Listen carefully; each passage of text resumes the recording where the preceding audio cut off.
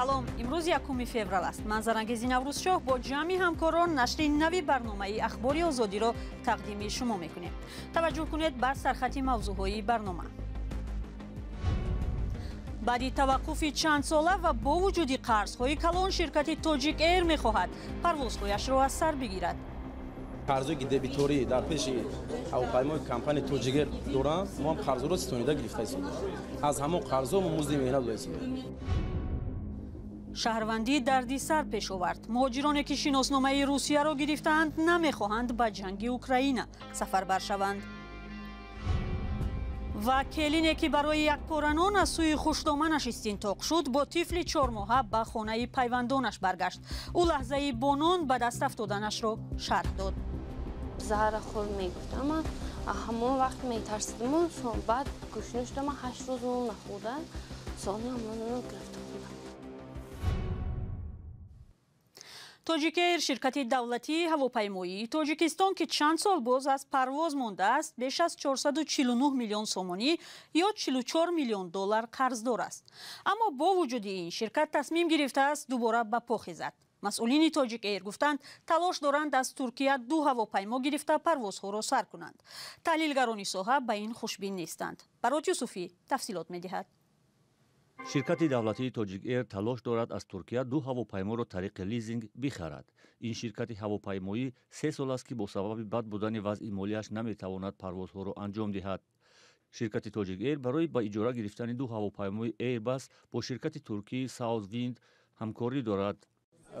мо умедвор ҳастем ки ширкати Тоҷик Эйр парвозҳои худро сар мекунад. масъалаи тайёраҳое ки мо моҳи декабри соли гузашта пешниҳод кардем ба шӯрои нозирон ва мо умедвор ҳастем ки тайёраҳои мо аз назари нигоҳи ваё мегузаранду қобили қабул мешаванд. ширкати Тоҷик Эйр аз фурудгоҳҳои кишварҳои хориҷӣ, андоз, бонкҳо, хадамоти техникӣ миллионҳо доллар қарздор аст. раиси нави Тоҷик Эйр дар ин нишаст гуфт, ин ширкат наздики 450 миллион сомонӣ қарздор аст. ҳамкорони Тоҷик Эйр аз ин ширкат бештар аз 60 миллион сомонӣ қарздор буданд.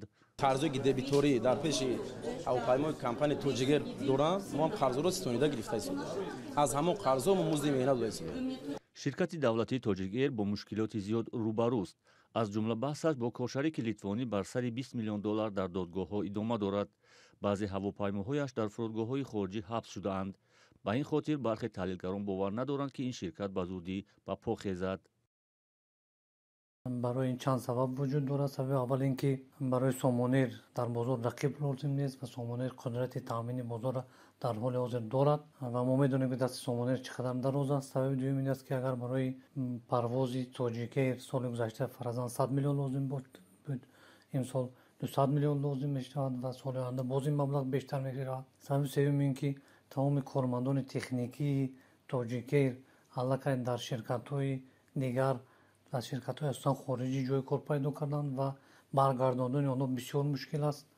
раҳбари ширкати Тоҷик Эйр мегӯяд, феълан масъалаи муфлис эълон кардани ширкат дигар дар миён нест. ҳарчанд маълум нест ки ин ҳавопаймоҳо кай ба парвоз медароянд. радиои озодӣ 2 сол пеш дар як таҳқиқот муайян карда буд ки Тоҷик Эйр дар остонаи варшикастагии комил аст. ягона ширкати тоҷикистонии фаъол Somon Air аст ки гуфта мешавад ба наздикони раиси ҷумҳур Эмомалӣ Раҳмон рабт дорад. Somon Air борҳо барои монополияи бозор мавриди интиқод қарор гирифтааст. дар ҳамин ҳол шумори мусофироне ки бо қатор ба сафари Русия мебароянд 2 баробар зиёд шудааст. сабаб ҳам тавре маълум нархи гарони чиптаи ҳавопаймо аст. бо ин роҳ муҳоҷирон то 2 ва 3 ҳазор сомониро сарфа мекунанд. аммо мусофирон аз мақомот мехоҳанд нархи чиптаи ҳавопаймо ҳам назорат шавад то раво осонтар гардад. сарвинози Рӯҳулло ва Нигораи Фазлиддин гузориш доранд. ба даст танаффуси 2 сола дар ҳаракати қаторҳо мизони мусофирбарии байнулмилалӣ тариқи роҳи оҳани Тоҷикистон 2 баробар афзоиш ёфтааст. мақомот мегӯянд қаторҳои мусофирбари Тоҷикистон дар 6 моҳи охири соли гузашта фаъол буд. бо сабаби пандемияи коронавирус ҳаракати қаторҳои мусофирбар то тобистони соли гузашта муваққатан қатъ шуда буд. мусофирбарӣ баъд аз оне ки хатсайрок шуда шуд, хусусан байналмилалӣ ҳам нисбат ба соли гузашта 2.1 баротиба зиёд шуд. 40,000 ба боромад. соли гузашта 19,000 буд.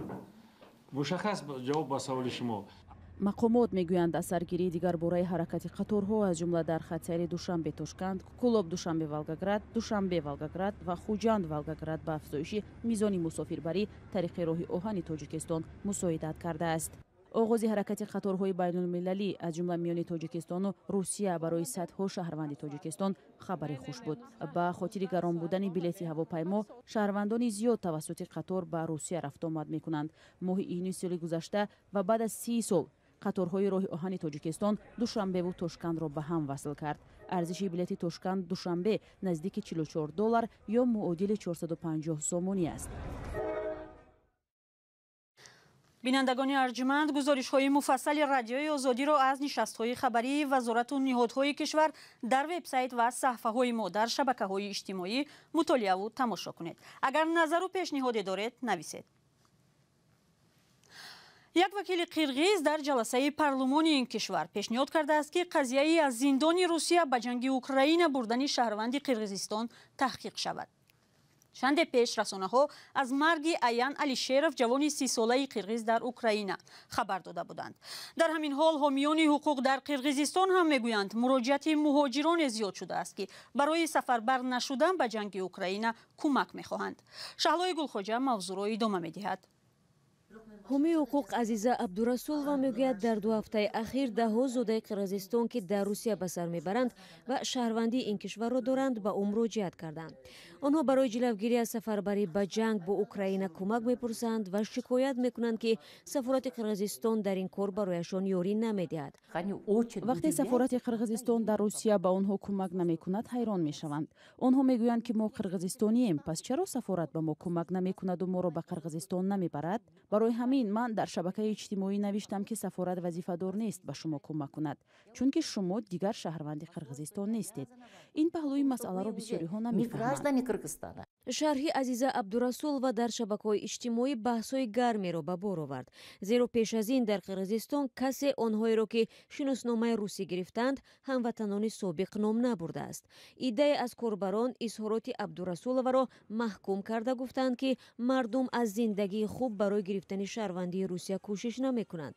бархеи дигар аз ин ҳомии ҳуқуқ барои ошкоро садо додани мавқее ки мебоист мақомоти расмии кишвар эълон мекарданд ташаккур мегӯянд. дар ҳамин ҳол аҷиб ин аст ки тибқи оморҳо шумораи хоҳишмандони дарёфти шаҳрвандии русия кам нашуда, баръакс дар ҳоли афзоиш аст.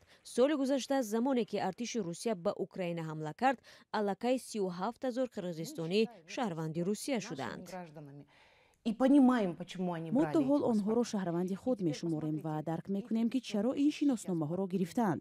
акнун қазоват кунед ки он 500 000 нафар зери таҳдиди мустақим ва 500 000 нафари дигар зери таҳдиди ғайри мустақим қарор доранд. ҳамчунин ба онҳое ки шаҳрванди русия нестанд бар асоси қарордод ба ҷанг рафтанро пешниҳод мекунанд. бар илова одамони моро ки дар зиндонҳо мебошанд талош доранд ба ҷанг баранд. ҳафтаи гузашта дар бораи марги аян алишерови қирғизистонӣ дар украина маълум шуд, аммо ӯ шаҳрванди русия набуда дар яке аз зиндонҳои ин кишвар адои ҷазо мекард. хешовандони марҳум намедонистанд ки ӯро рост аз зиндон ба ҷанг фиристоданд. як қирғизи собиқ ки ҳоло шаҳрванди русия мебошад низ аз писараш нигарон аст. ба нақли қанибек, писари 25-солаашро ки дар Москав зиндагӣ мекунад, метавонанд ба ҷанг фиристанд. албатта ман дар ин бора фикр мекунам, аммо тасмимро писарам мегирад. ин тақдири ӯст. намедонам чаро аз сафарбаркунӣ намеҳаросад. албатта ба писарам раҳмам меояд ва намехоҳам ки ӯ ба ҷанг бурда шавад, аммо тавре медонед қонун барои сарпечӣ 10 сол зиндонро пешбинӣ кардааст. яъне агар писарам дар пешрӯи 10 сол зиндон ва ё рафтан ба ҷанг қарор бигирад, албатта ӯ дуввумиро интихоб мекунад. бино ба иттилои радиои озодӣ, зодагони кишварҳои осиёи марказӣ ки дорандаи шаҳрвандии русия ҳастанд, аз аввали сол ба ин тараф иҷозаи берун рафтан аз ин кишварро надоранд. то кунун дар бораи 2 мавриде гуфта мешавад ки марзбонон як шаҳрванди қирғизистон ва як шаҳрванди тоҷикистонро аз марз бозпас гардонданд.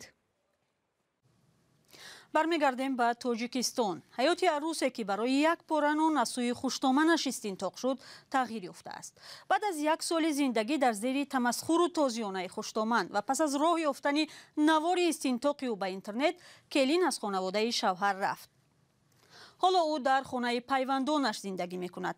اما مسئولین اسفر میخواهند راهی یافته کلین و مادر عروسش را به سازش بیارند.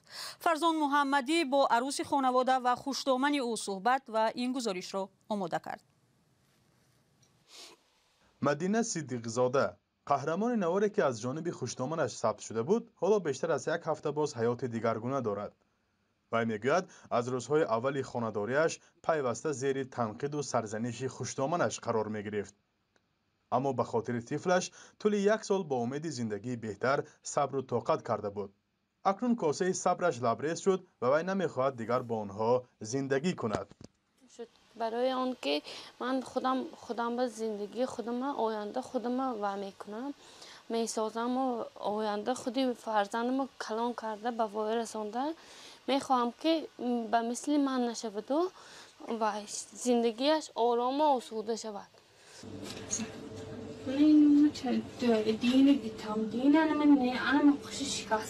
مدینه میگوید نوار با اشتراک او و خوشدامنش بعد 1 ماه خانه‌دار شویش تقریبا 1 سال پیش ثبت شده است.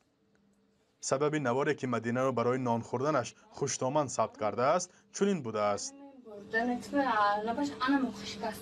وقتی که من گرسنه شدم دسترخوان میانداختم خوشدامن ما میگفتن که نون و همه افغان خور بلا خور زهر خور میگفتن. من همون وقت میترسیدم و بعد گوشنه شدم 8 روز نون نخورده سانی همون گرفته خودم.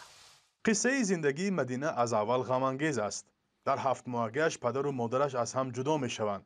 سپس زیر پرستاری مادرکلان قرار میگیرد و بعد فوت او به خانه مادراندر میرود. از خانه مادراندر به شوهر برآمده است. پس از پهن نوارها حالا او با طفل 4 ماهش به خانه عمه‌اش آمده است. چند آدم کن بعد میکرد بعد این نوار دیدن گفت میبینم ما گفتیم گفت ما کن چخیر مثل تا دخترم خود خواهر خودم بوده مثل ما کلام نمیکردیم من باید وای نبود مثل دیگه خود با هایان خود بچه هم یعنی مثل ما وای کردم گفتم ببینیم اینو هیچ جا نمیره. این تصمیم مدینه در حالی است که کمیته کار با زنان در تاجیکستان با نشر چند عکس در شبکه‌های اجتماعی گفتند خوشدامنی را که در نوار برای بریده نان عروس را استنطاق میکرد دیدند. در اعلامیه کمیته کار با زنان گفته شده است که سبب مناسبت ننگین خوشدامن را معین کردند اما تفصیلات ندادند. مقامات انتظامی نیز بعد پهن نوار خوشدامن را جریمه بست. خانواده شوهر مدینه صدیقزاده در اینجا محله مومن‌آباد جماعت چارکو زندگی میکنند. ما به خانه آنها رفتیم و از مادر خانواده عاید ثبت نوار و مناسبت با عروس را پرسیدیم. ولی آنها راضی نشدند در نزد دوربین با ما صحبت کنند و شرح آن نوار را گویند. حالا مدینه میخواهد بعد کلانتر شدن کودکش در یگان جا به کار ایستد و زندگیش را مستقلانه پیش برد. مقامات محلی هم میگویند از قضیه این عائله از نزدیک شناس هستند و برای دستگیری آنها یک گروه کاری تأسیس دادند. این حاضر پیشه که گفته نمیتونیم لیکن نتیجه چنین شده ایستاده است که عائله و میشد با از دیگر برقرار میشه. رسوی نزدیک ما کوشش میکنیم که اما عائله با در یک گویم کلبه زندگی به سر برن. واکنش کمیته کار با زنان و مقامات محلی به قضیه کلین و خوشدامن در حالی است که بحث‌ها در اطراف آن 2 هفته باز در شبکه‌های اجتماعی میچرخد.